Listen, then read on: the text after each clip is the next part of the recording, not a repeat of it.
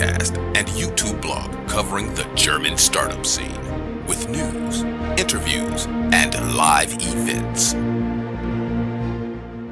Hello and welcome everybody. This is Joe from Startuprad.io, your startup podcast and YouTube blog from Germany in English.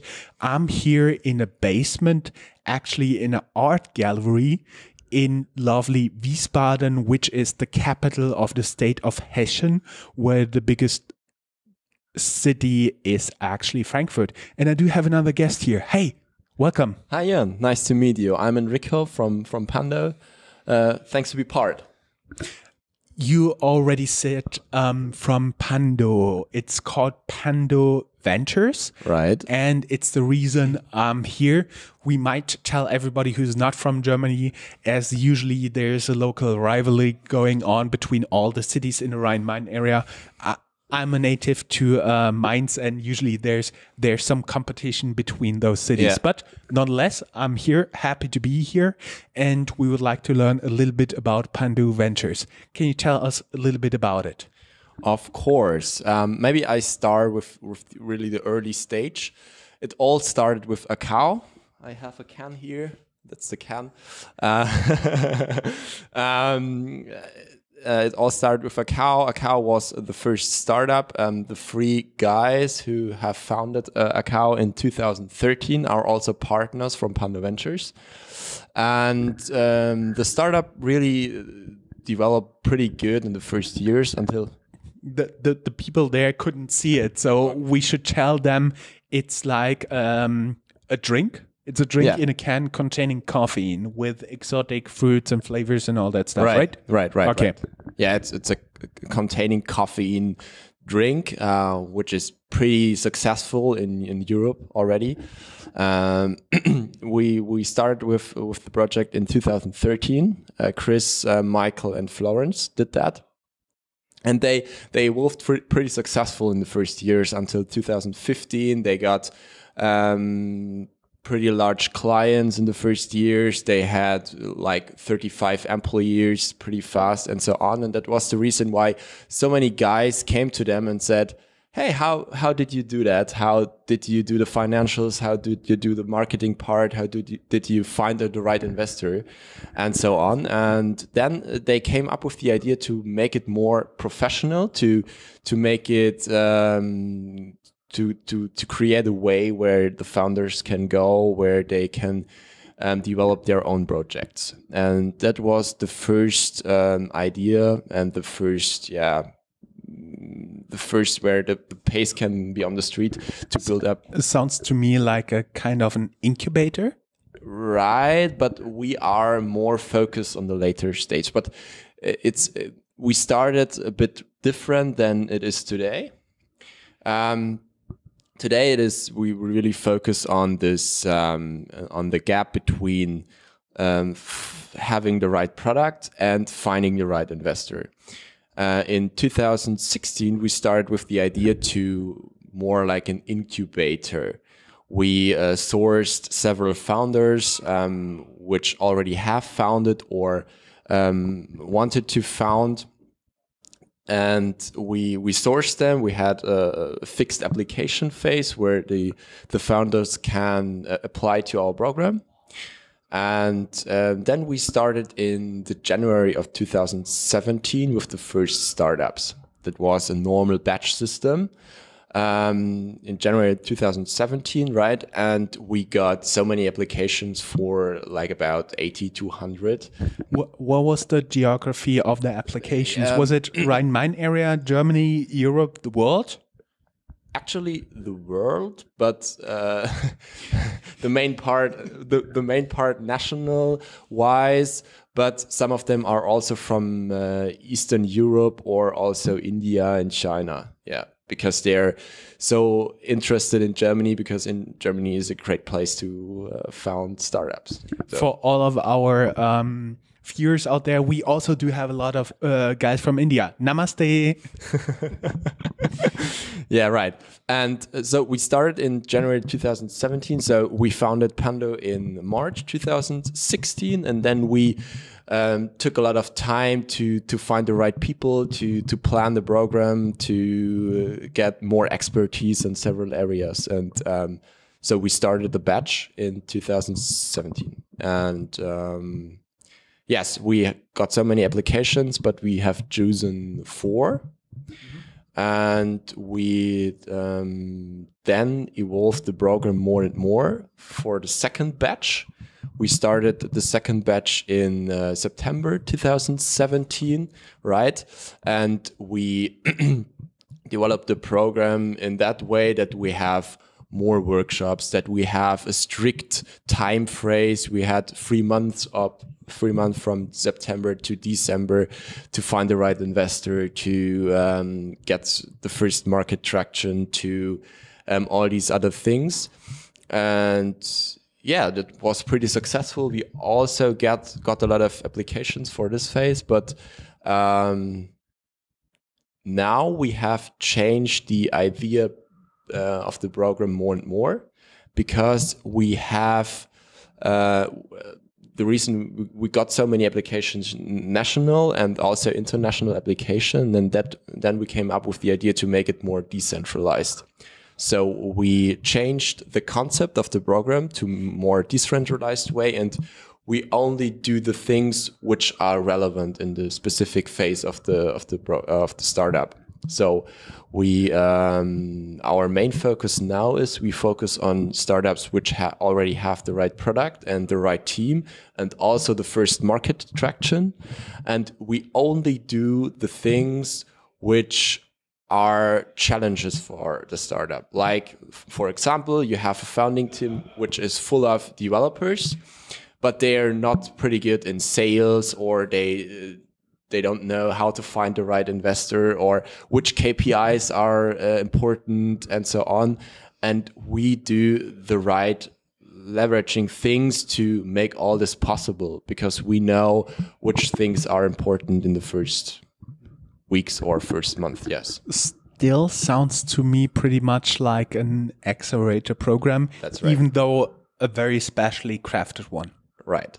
Can you give us a little bit more of an idea, for example, when usually your accelerator batches start?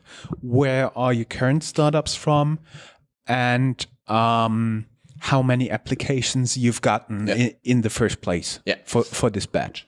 You can apply for our program on a rolling basis. This is also something. If you're watching this on YouTube or somewhere else, go down here in the show notes and you'll find the link to PANDO Ventures. Yeah, thank you, Jörn. You can apply to our program on a rolling basis. This is also something which we have changed over the last month, because every startup has his own challenges and his own timetable, and we want to be more customer-centric in that way. So we really want to focus on the startup itself and not to give a specific time frame. So rolling basis. And what was the other question? How many applications you've gotten in total, let's say, for the last batch? Yeah. Of which you just took 4, if I remember it rightly. Right. We got for now in total about 250 to 300 applications from national and international ways, but we also actively sourcing for good startups, because we also act like an investor, and we are on the road and all over Germany to visit good events, to speak with good startups, and to tell more about our expertise and more about our program. Yeah. If you're traveling across Germany, I always tell our listeners, our viewers, Germany has a history of being decentralized. So not everything is happening in Berlin. There's some talk about startups in Frankfurt, Rhine-Main area, Cologne, Munich, Hamburg. Yeah. Would you know some other like hidden gems where there are interesting startup that people don't recognize yet? You mean places or startups? Places, like for example, I've heard there's a lot going on in Karlsruhe around the technical university there, where SAP is also not too far away. Yeah. Is there another place? Yeah, of course. Karlsruhe is a really good example. Also Darmstadt. Darmstadt, also a technical university. Technical, it's more or less considered the southern border of the Rhine-Main metropolitan area. For everybody who doesn't know, for example, the ESOC, the European Operations Space Center of the European Space Agency is there. A very good technical university, yes. And this technical university was, by the way, the first one who got a chair in electrical engineering. Oh, right. I didn't know that. I'm so good in trivia games. Yeah, nice. And also, I really like Cologne to found. It's more like media-centric city, but there's also a lot going on there.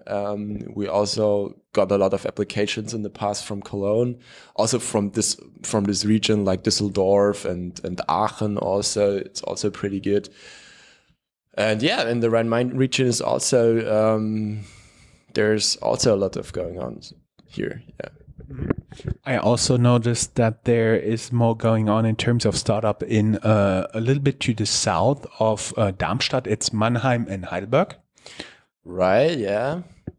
Could be. So everybody who's watching this, we're not going to bore you to death with city names. Just have a look. There's a lot of good places is the bottom line, right? Right. And for your program, how long does it take? This is also a thing which makes us different from other programs because we have no fixed phase when it's finished, because we really want to position ourselves as a long-term partner. In the first weeks, we have a more intensive way of working together, more operational support from our side, but as the time goes on, we are more the strategic partner, but there is no ending time because the challenges are going on. Even if in further financing rounds, Series A, Series B, we also want to be the partner in crime. That's the claim we always describe ourselves for the startup, because we want to do the best for every startup which is in our portfolio, and there's no fixed time. But if you want to make it more concrete, the more intensive part is about 3 months. Okay. And I almost missed this place because you're actually in the back of an art gallery. Right. And there's just one sign, Pandu, and I wasn't sure which building, and you already came and told me, it's here. So it's very fancy. You get in a modern art gallery, and then in the back, there are your tables. Yeah. But you're just a handful of guys. I don't assume all the startups, all the ventures are actually located around here, right? Yeah, that's right. Is there a need to be physically present for some parts, for all of the program, or how does it work? Yeah, for some parts, but that's also the point what we changed. We really want to visit the startups in their offices. For example, next week we are in Berlin to visit 2 of our new ventures. Sometimes we are in Munich, sometimes we are in Cologne, sometimes we are in Frankfurt also, because there we also have one venture. And also the startups can visit us anytime in our office, but this is also something which is a bit different to other accelerator programs. We have no co-working office because we think it is not necessary to work together in this narrow environment. We really want to get the startups on the street to pitch their products, to get new clients, to work on their difficulties than sitting in our office. And since you showed the can of the drink in the beginning, is there like a certain focus on like food, on like drinks, beverages, any type of that, or do you just take any venture? Funny question. No, we do not have a focus on food and beverage, because the food and beverage market, as we experience, is pretty hard, especially in Germany, to get a good product, because all these further products which are coming up in the market are not that successful. Some of them, but the most of them are not really successful to put them in retail stores and so on. So that was the reason, because we also wanted to create good investment cases. And that's the reason why we only focus on digital business model. Not only, but the main part on digital business models. Talking about the investors, where's your investors network from? Is it like locally, nationally, internationally? I would say national. Some of them are normal VCs. Some of them are pretty ambitious business angels. Some of them are corporates also. We also do have done some corporate investments, really mixed up, I would say, but more focus on national wise. Yeah. For everybody who would now consider applying to Pando Ventures, again, go down here. There is a link to do that. What are the parts you pay most attention to in the application of a startup? Mostly the team, because we really focus on the team, because only a good team can create a good product. Because the only thing you have to do is to build a great product where the customer is willing to pay. And only a good team can came up to make a pivot in some ways. Because if there's no customer who's willing to pay, you have to pivot and you have to break up things from the past and build a new product, which is more. At what skills would you be looking, like good university, good track record, or just looking cute and cuddly? I would say the perfect case is a founding team out of 3 person. One of them should be a more product-oriented guy, which is really technical, deep inside, which who can create a really good product, which is reusable by a lot of people. But and the second guy should be a more empathic guy, who's more like the CEO characteristics, who can motivate external and internal, who can really show the product in a way that other people are excited about it, that other people understand the product, and also who can hire employees in the first stage. Because as a startup, you cannot really pay a lot of money, and that's the reason why you have to build up a good startup culture in your company, and that's not that easy. So you need some guy who can this, who's empathic, who is good to other humans, and yeah. And the third guy should be a more marketing guy, but more in a general way, who can really get this product in the marketing, to make it, to find out the right marketing channels, to know where the conversion is high enough to go to the market. And these are the perfect characteristics about the founding team, and that's what we look at. There are some differences, of course, small differences in all of the founding teams, but this should be the perfect case. Mm-hmm. Yeah. You always talked about guys. How many women ventures are you actually working with, invested in the past? Two. Yeah. Pretty funny. I always motivate female founders to build more cool companies, because in my opinion, female founders are pretty good founders, because they're really more empathic to other people around them, and men are always so rational, even especially when they are developers and so on. Everything data also driven. In the fintech part, it's also rational, and yeah, the startup is more a pragmatic way of doing something. That's what I like. Yeah. Good. Just the final question, a little bit of a curveball I like to ask my guests frequently. If you could describe your life either as a movie title, a book title, or a combination of both, what would it be and why? Wow. Difficult question. Whoa, I have to think about it. And now Jeopardy music is playing. A movie or a book title. I would say something like starting off the ground in young ages, or overwhelming challenges in young ages, or something like that.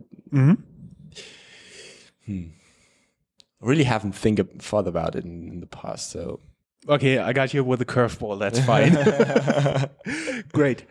Well, everything I want to know. We will link your LinkedIn profile down here, as well as social media channels and website of the company. yeah. So guys, feel free to reach out and come to lovely Wiesbaden in the back of the art gallery. Thank you very much. Thank you, Jörn, and see you on our website. My pleasure.